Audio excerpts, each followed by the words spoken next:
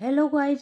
आज हम अपना एच टेट का जो पीआरटी का 2023 का पेपर है उसका सॉल्यूशन कर रहे हैं। ठीक है, जो भी हमारा फर्स्ट सेक्शन है वो हमारा साइकोलॉजी का है। ठीक है, यहाँ पे क्वेश्चन नंबर फर्स्ट है। क्वेश्चन नंबर फर्स्ट में क्या है, निम्नलिखित में से कौन सा कथन अधिगम के संबंध में सही नहीं है, वो बताना। फर्स्ट ऑप्शन क्या दे रखा है, अधिगम अभ्यास द्वारा व्यवहार में परिवर्तन है। अधिगम अनुभवों के परिणाम स्वरूप होता है। अधिगम व्यवहार में अपेक्षाकृत स्थायी परिवर्तन है। और जो फोर्थ ऑप्शन दे रखे वो दे रखे अधिगम परिपक्वता के कारण व्यवहार में परिवर्तन है। तो यहाँ पे क्या बताना है, जो सा कथन सही नहीं है वो बताना है। तो यहाँ पे हमारा आंसर कौन सा हो जाएगा, ऑप्शन नंबर डी हो जाएगा। भी अधिगम परिपक्वता के कारण व्यवहार में परिवर्तन है, तो ये हमारा गलत हो जाएगा। जो भी अधिगम होता है वो परिपक्वता में नहीं होता। अधिगम जैसे जो छोटे बच्चे हैं होते हैं उनमें भी अधिगम होता है, यानी जो भी हमारे बिहेवियर में चेंज होता है वही क्या वो बोला जाता है, वो अधिगम बोला जाता है। ठीक है, उसके बाद सेकंड है। सेकंड में क्या है, निम्नलिखित में से कौन सा कथन सीखने की विराम विधि के महत्व को इंगित नहीं करता है।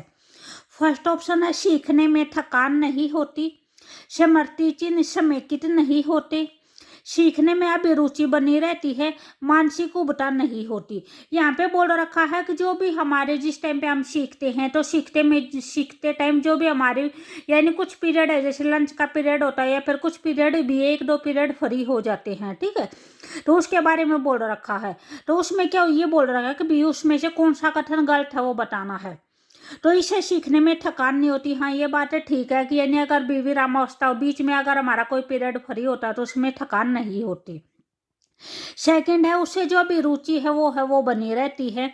तो ये डी ऑप्शन में दे रखा है कि मानसिक उबता नहीं होती, तो ये बात भी ठीक है। तो यहाँ पे जो भी हमारा गलत होगा वो कौन सा हो जाएगा, ऑप्शन नंबर बी हो जाएगा, समर्थी चिन्ह समेकित नहीं होते। समेकित का मतलब होता है क्या होता है, इकट्ठा होता है। ठीक है, या फिर जोड़ना होता है। तो इसमें ये बोल रखा है अगर जो कुछ भी हम पढ़ते हैं वे अगर अविराम अवस्था आ जाती है तो वे हमारे इकट्ठे नहीं होते। तो ये हमारे क्या बात है, ये गलत है। ठीक है, उसके बाद नेक्स्ट है थर्ड है। थर्ड में क्या बोल रखा है, शिक्षक का निम्नलिखित में से कौन सा कार्य सृजनशील बच्चे की क्षमता को अवरुद्ध करता है। अभी यानी टीचर का कौन सा काम है जो भी क्रिएटिव बच्चे के जो भी सीखने में है उसमें बाधा उत्पन्न करता है। तो फर्स्ट है, आप सारे चिंतन के लिए प्रोत्साहन देना। सेकंड है, दूसरों के विचारों के अनुरूपता पर जोर देना। थर्ड है, विचारों के अभिव्यक्ति की स्वतंत्रता। और फोर्थ है, नव परिवर्तन के लिए प्रेरणा। तो यहाँ पे जो भी हमारा उसके जो भी क्रिएटिव बच्चा है उसके सीखने में जो भी बाधा उत्पन्न करता है वो कौन सा हो जाएगा, ऑप्शन नंबर बी हो जाएगा। ठीक है, अगर कोई भी टीचर बच्चे को ये बोल रहा है कि दूसरे के विचारों पर चलो, दूसरे के अकॉर्डिंग काम करो, तो ये उसकी जो भी क्रिएटिविटी होती है उसके अंदर क्या होती है, बाधा उत्पन्न होती है। ठीक है, उसके बाद फोर्थ है। फोर्थ में क्या है, निम्नलिखित में से कौन सा कथन अर्जित प्रेरकों की सही व्याख्या नहीं करता। ठीक है, अर्जित प्रेरक क्या होते हैं, जो भी प्रेरक हम जैसे जो जन्म के बाद हम हमारे किसी भी सब्जेक्ट में इंटरेस्ट बन जाता है। ठीक है, जो हम खुद से अर्जित करते हैं वे होते हैं अर्जित प्रेरक। ठीक है, तो ये जन्मजात नहीं होते, तो ये बात ठीक है। उसके बाद ये सार्वभौमिक होते हैं। तो यहाँ पे क्या पूछ रखा है, गलत पूछ रखा है, कौन सा कथन है वो जो गलत है। तो यहाँ पे हमारा जो गलत हो जाएगा वो कौन सा हो जाएगा, बी हो जाएगा। यहाँ पे आंसर कौन सा हो जाएगा, बी हो जाएगा। कि ये सार्वभौमिक नहीं होते, ये हर एक जगह नहीं होते। हर एक बच्चा है या फिर हर एक बच्चे का जो भी इंटरेस्ट होता है वो अलग अलग सब्जेक्ट में होता है। तो जो अर्जित प्रेरक होते हैं वे हर एक बच्चे के अलग अलग होते हैं। ठीक है, उसके बाद सी ऑप्शन है। सी में क्या दे रखा है, वे जीवित रहने के लिए आवश्यक नहीं होते, वे अधिगम को प्रभावित करते हैं। तो यहाँ पे हमारा आंसर कौन सा हो जाएगा, ऑप्शन नंबर बी हो जाएगा। ठीक है, उसके बाद नेक्स्ट है क्वेश्चन नंबर 5 है, किसी कार्य को संतोषजनक प्रभाव उस कार्य के सीखने को प्रभावित करता है। सीखने का यह नियम किसके द्वारा प्रतिपादित किया गया था, पावलोव के द्वारा, थॉर्नडाइक के द्वारा, स्किनर के द्वारा या फिर वाटसन के द्वारा। तो ये हमारा कौन सा हो जाएगा, इसका आंसर भी हमारा थॉर्नडाइक के द्वारा ये बात बोली गई थी। ठीक है, भी किसी कार्य का संतोषजनक प्रभाव उस कार्य के सीखने को प्रभावित करता है। तो यह नियम, इस नियम का प्रतिपादन किसने किया था, थॉर्नडाइक ने किया था। ठीक है, उसके बाद नेक्स्ट है क्वेश्चन नंबर 6 है। क्वेश्चन नंबर 6 में क्या है, श्रवण बाधित विद्यार्थियों के शिक्षण अधिगम हेतु कौन सा प्रशिक्षण आवश्यक नहीं है। सरजू यानी कोई भी श्रवण बाधित बच्चे हैं उनके लिए पूछ रखा है कि भी कौन सा जरूरी नहीं है। फर्स्ट ऑप्शन औसतन पठन, सेकंड है संकेत भाषा, थर्ड है ब्रेल लिपि और फोर्थ है गामक परीक्षण। तो यहाँ पे जो भी हमारे ऑप्शन दिए गए हैं ये नीचे ये दिए गए हैं, बी फर्स्ट ऑप्शन में ए और बी, सेकंड में है बी और सी है, इसमें सी और डी है और यहाँ पे ए और सी है। तो यहाँ पे अगर भी कोई भी बच्चा श्रवण बाधित है तो उस बच्चे को यानी जो ब्रेल लिपि और जो गामक परीक्षण है ये जरूरी नहीं होते। ब्रेल लिपि और गामक परीक्षण किसके लिए होते हैं? जो भी दृष्टिबाधित बच्चे होते हैं उनके लिए होते हैं, ठीक है। तो यहाँ पे हमारा नहीं है पूछ रखा है, तो यहाँ पे कौन सा हो जाएगा? सी और डी ऑप्शन। तो जो सी और डी ऑप्शन होता है वो कौन सा होता है? ऑप्शन नंबर सी में आता है हमारा, ठीक है। उसके बाद नेक्स्ट है 7th क्वेश्चन, एक बच्चा किसी पाठ को अपनी सुविधा अनुसार कई भागों में बांटकर सीखता है, यह सीखने की कौन सी विधि है? पूर्ण विधि है, अविराम विधि है, अंश विधि है या फिर प्रासंगिक विधि है? तो यहाँ पे हमारा आंसर कौन सा हो जाएगा? ऑप्शन नंबर सी हो जाएगा, अंश विधि। यानी वो किसी पाठ को छोटे छोटे अंशों में तोड़कर याद कराया है, छोटे छोटे भागों में तोड़कर जब सीख रहा है, ठीक है।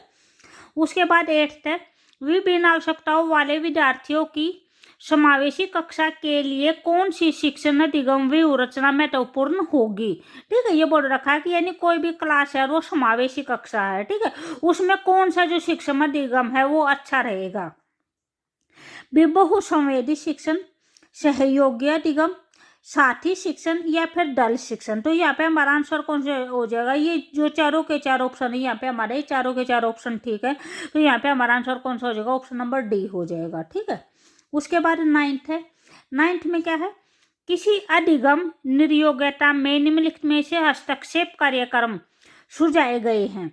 बी फर्स्ट दे रखा है भाषाई समझ के लिए प्रयास, सेकंड है वर्तनी सुधार के लिए अभ्यास, ठीक है।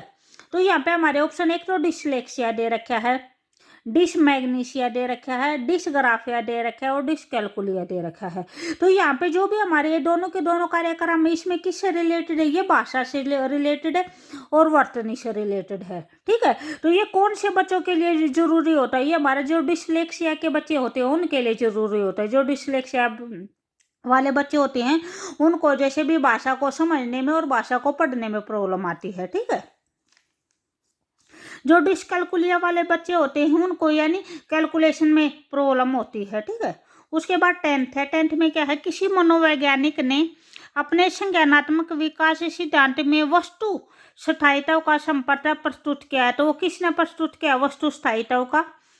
पियाजे ने, वाइगोत्स्की ने, ब्रूनर ने या फिर कोलबर्ग ने? तो वस्तु स्थायित्व का जो भी दिया है वो किसने दिया है? वो पियाजे ने दिया है, ठीक है। उसके बाद नेक्स्ट क्वेश्चन है क्वेश्चन नंबर 11 है। क्वेश्चन नंबर 11 में क्या है?